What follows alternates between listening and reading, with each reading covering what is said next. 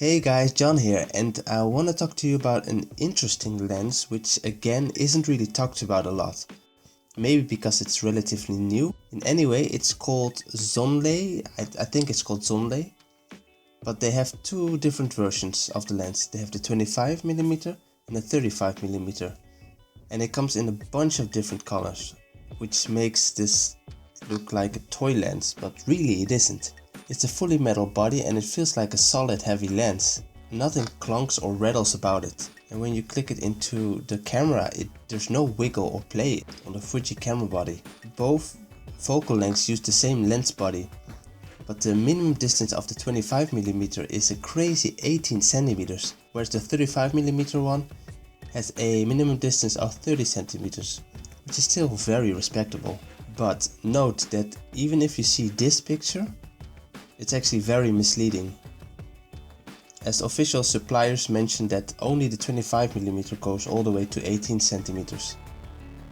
Initially I wanted to go for the 25mm because it looked like an interesting focal length in my collection, but this lens has iffy bokeh, which really depends on the picture, and the corner sharpness isn't even that great even at f4, or maybe this depends on the copy you have, but what I've read and what I've seen is that the corner sharpness isn't all that great. Also, the distortion on the 25mm is pretty present in my opinion. Anyway, onto the lens. Like I said, it feels heavy, solid, and has a solid click when you attach it to the camera body. It has a clickless aperture having 12 aperture blades. It is said to be great for videography that way, but the problem is it has heavy focus breathing, so you might sway from using it for those purposes.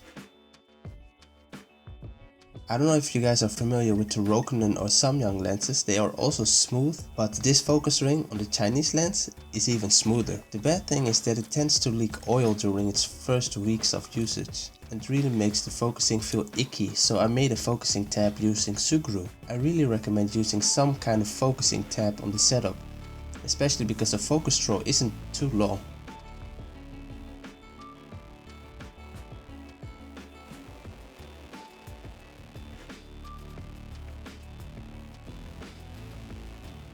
Well, it vignettes quite a bit at 1.8 and really goes away at f4. It also doesn't distort much when comparing it to the 35 1.4. In fact, they look quite similar, and the 34 and the 35 1.4 is appraised for being so distortion free. Even though the Chinese lens might vignette more, it does have higher corner sharpness.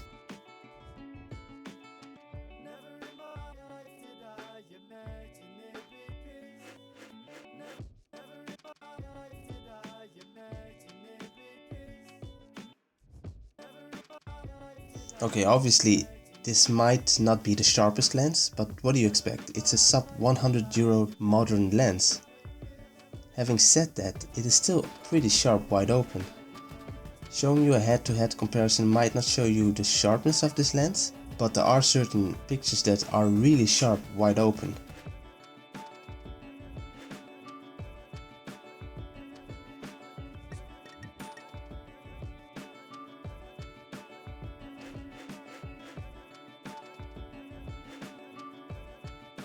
I'm one of those people that value great bokeh, and I know that this lens has exactly that. I really was never able to get horrible bokeh, and with the minimum distance of 30 centimeters it makes a great portrait lens too.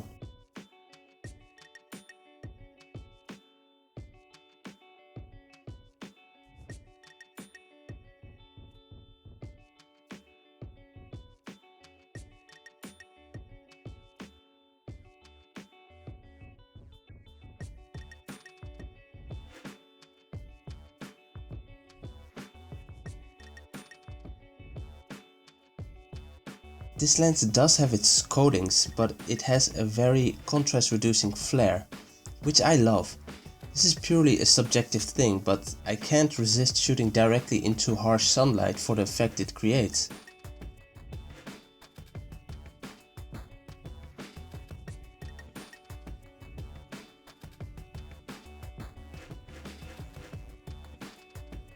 Again, it has amazing chromatic aberration control. It's hard to get chromatic aberration, but not impossible. But even if you do, it's very negligible.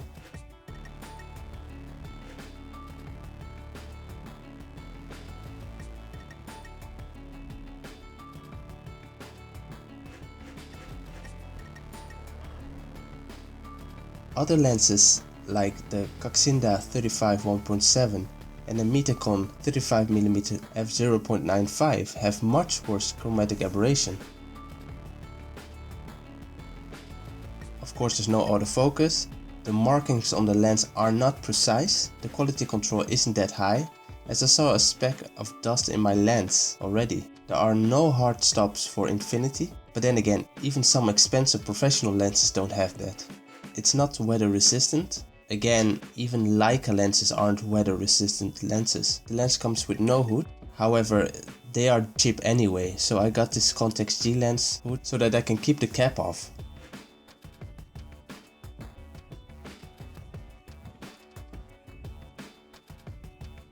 However, the biggest issue is that the light intensity isn't as bright as on the Fuji lens. So what I mean is that if you take the same picture at the same exposure, we see that the Chinese lens needs a slower shutter speed in order to get the same exposure. So in short, this is truly my favorite lens.